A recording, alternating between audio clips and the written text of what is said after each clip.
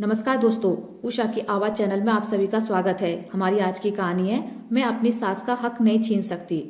मानसी रसोई में काम कर रही थी, तभी दरवाजे की घंटी बजी।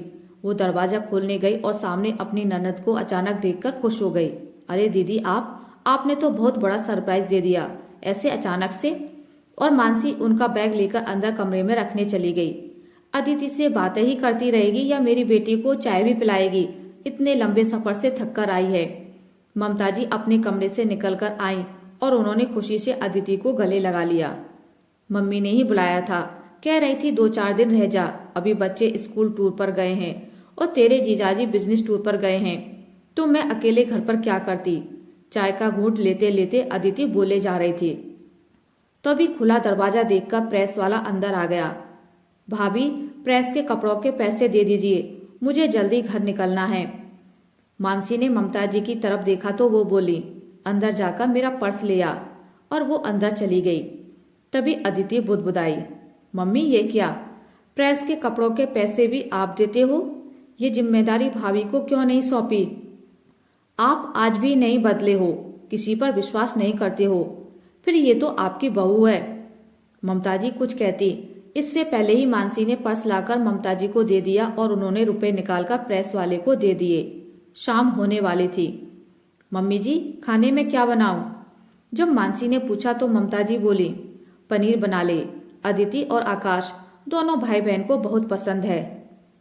मम्मी जी, पनीर के लिए आप रुपए दे दीजिए।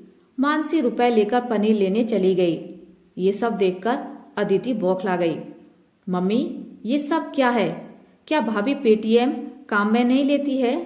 और वो बार बार आपसे रुपए क्यों मांग रही है? इतने रुपए तो आजकल सभी रखते हैं। क्या ससुराल में बहुओं का कोई हक नहीं होता है?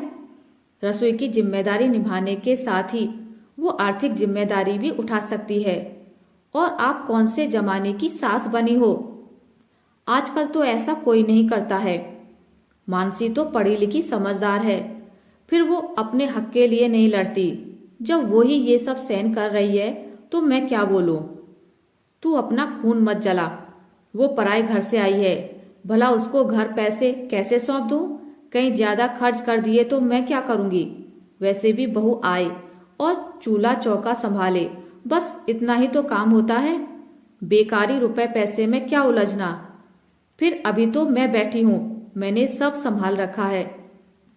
अदिति भी मम्मी के आगे चुप हो गई। रात को उसका भाई आकाश घर आया तो सबने मिलजुल कर खाना खाया। बाद में सब बातें करने बैठ गए। ममता जी जल्दी सोने चली गई तो अदिति ने फिर से बात छेड़ी कि मानसी के हाथ में तू कुछ रुपए रखा कर, ताकि उसे मम्मी से मांगने नहीं पड़े। दीदी मैं क्या करूं? मम्मी को पहले भी तनख्वाह आते ही सारे पैसे उनके अकाउंट में ट्रांसफर कर देता था और वो अपनी जरूरत के हिसाब से निकलवा लेती थी। मानसी के आते ही मैंने उन्हें कहा कि अब से मैं कुछ रुपए मानसी के हाथ में दूंगा ताकि वो घर चला सके, पर मम्मी राजी नहीं हुई। और आपको तो पता है कि पापा के जाने के बाद मम्मी कितनी अकेली हो गई हैं। मैं उनका दिल नहीं दुखा सकता हूँ।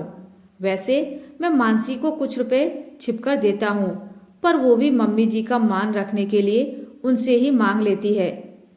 कहती है कि मायके में मम्मी से खर्चे के पैसे लेती थी और ससुराल में सास से।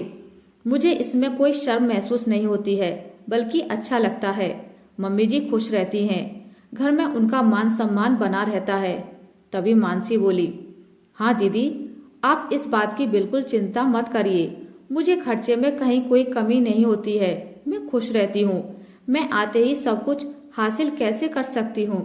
ये घर मम्मी जी का भी तो है, उन्होंने सालों की मेहनत से ये गृहस्थी बनाई है, सालों इस घर को चलाया है और वो आज भी अच्छे से सब चला रही हैं। अपना हक जताने के लिए मैं उनका हक नहीं छीन सकती हूँ।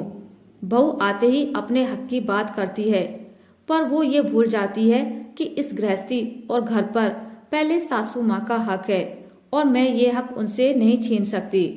समय के साथ मम्मी जी को लगेगा कि अब मैं गृहस्थी चला सकती हूँ तो खुद ही मुझे अपना हक दे देंगी। अभी जल्दी भी क्या है, आखिर मुझे इसी घर में तो रहना है। घर सासू माँ चलाएं या मैं, मुझे कोई फर्क नहीं पड़ता है। अपने भाई और भाभी की बातें सुनकर अदिति की आंखें भीग आईं। ऐसी भाभी सबको मिले जो अपनी सास के मान के लिए सोच रही है, वरना ये तो मेरे पति की कमाई है, इस पर मेरा हक है, ये कहकर तुम कब की सारी तनख्वाह अपने अकाउंट में ले सकती थी। ईश्वर तुम्हें सुखी रखे। ममता जी भी पानी पीने आई थी। अपने बेटे और बहू की बातें सुनकर उनका भी दिल भर आया। उन्होंने ईश्वर को धन्यवाद दिया और उन्हें हमेशा सुखी रहने का आशीर्वाद दिया। आशा करती हूँ कि आपको मेरी आज की कहानी अच्छी लगी होगी।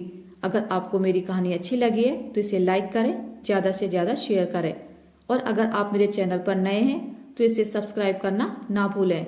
मिलते हैं एक नई कहानी के साथ, तब तक के लिए नमस्कार।